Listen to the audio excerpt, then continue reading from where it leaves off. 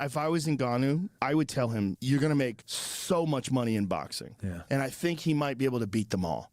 I think he's that good. I think he's that much of a freak. He won that fight. They know he won that fight. He won on one judge's scorecard who was honest, and I think the judge only gave him one round, where I think he should have given him two. Should have won by more than 1 point.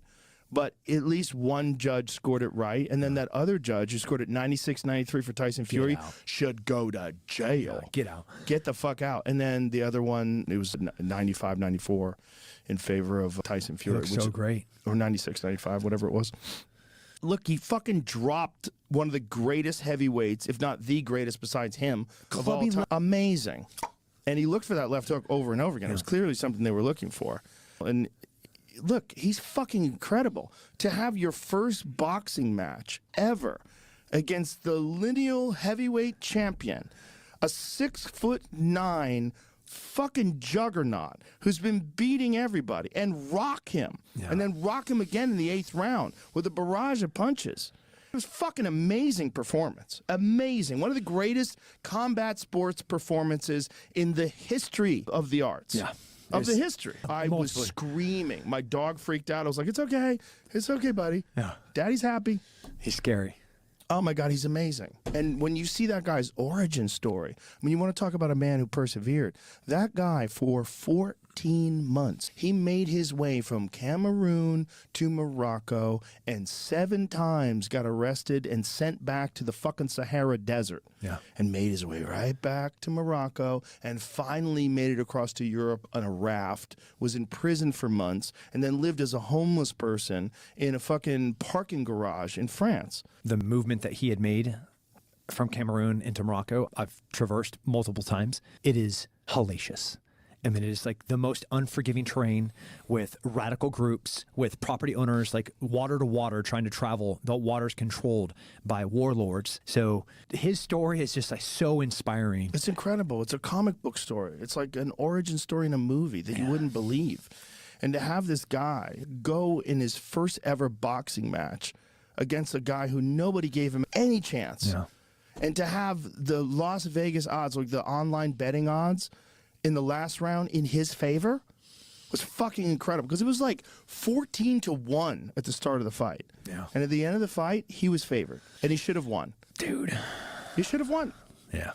They fucked him, but they didn't, because the world saw it. Yeah. Like, you could write all the bullshit you want in terms of scorecards. The fucking world, including boxers, all the boxers that were there said that he should have won. He gets another gigantic payday. His perceived worth is through the roof, skyrocketed. Tyson Fury's not going to fight him again, I'll tell you that. No. He didn't want no part of that. They tried to bring that up. He was, no, I'm going to fight Usyk for the world title. Like, nobody wants to see that, buddy. Yeah. Nobody wants to see that. But PFL, who are they going to put up against Ngannou? I don't know. If I was Ngannou, as much as I love watching him fight MMA, I would tell him, you're going to make so much money in boxing. Yeah. And I think he might be able to beat them all. I think he's that good. I think he's that much of a freak. He was always more of a striker than anything else anyway, but he's such a quick study. If you look at the fight with Cyril Gane, he beat Cyril Gane with grappling with a fucking completely blown out knee. Yeah. He took an never immense really chance. grappling. Right. Like, he's never has been a grappler, has no real background in grappling. Right. And then he goes and out grapples a guy that has been doing this for a long time. He's incredible. And the fact that he gambled on himself, he vacated the UFC heavyweight title, which is the most prestigious title in all of combat sports. You can say anything you want about the world heavyweight boxing champion, but everybody fucking knows that the world heavyweight UFC champion will fuck that dude up in a real fight. That's the reality of the world. That's the reality. The reality, Joe, is that people can't pay for each pay-per-view anymore. ESPN charging $79 for each pay-per-view. Nah, that's bonkers. So what's the solution then? Well, it's iWatchMax.com, where you can watch UFC and boxing pay-per-views, including any sport you might think of, for a fraction of the costs. Stream in full HD or 4K resolution. But here's the cherry on top. Your wifey would love this. You'll also get free access to all the latest movies and TV shows. It's like having Netflix, HBO, and sports all in one single place. So what's the catch? Well, you need to qualify to get into iWatch Max. Only a select few make the cut. If you wanted to be among the few we accept, You need to take a quiz on our website. The free access to movies will be limited to the first 1,000 orders only. So what are you waiting for? Scan this QR code or go to iwatchmax.com to check if you qualify. Everybody knows that, especially everybody who knows. He's the baddest dude on the planet. He's the baddest dude on the planet. 100%. And the only person that has a chance is John Jones. And John Jones, unfortunately, just tore his fucking pec off the bone. That video was heartbreaking. Horrible to see. Horrible to see because I was really looking forward to that fight with Stipe. But in a perfect world, Francis makes a fucking cajillion dollars and then the UFC re-signs him and then he fights John Jones for the most epic encounter in the history of combat sports. That is a perfect world. Yeah. That's a perfect world. But at least Francis, he got his flowers from the whole world. Yeah. The whole world saw it. You can fucking lie all you want. You could have your bullshit scorecards. You could have your paid-off judges. You could have your corruption. You could have your nonsense. Everybody knows what happened in that fight. And what happened in that fight was Francis Ngannou beat the best heavyweight boxer maybe ever. Maybe ever. Right. And then what happens if he fights all those other guys? What happens? That motherfucker hits so hard.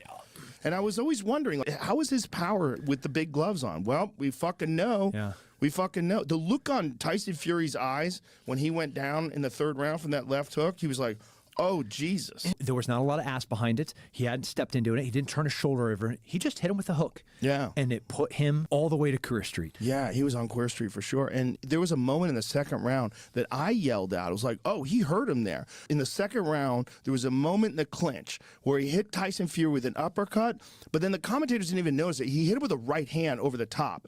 And the right hand was a short clubbing right hand. And you see the look in Tyson Fury's eyes where he's like, Jesus, that power is fucking extraordinary. But not just the power, but the intelligence to deliver that power in the most high-pressure situation imaginable. Your first boxing match is against the Gypsy King, a 6'9" fucking phenom who's one of the best to ever boxers to ever do it. Yeah. Amazing. And he just fucking cashed his own check. He is the man now. He's in demand everywhere. Everybody saw that fight. It was a huge fight. Yeah.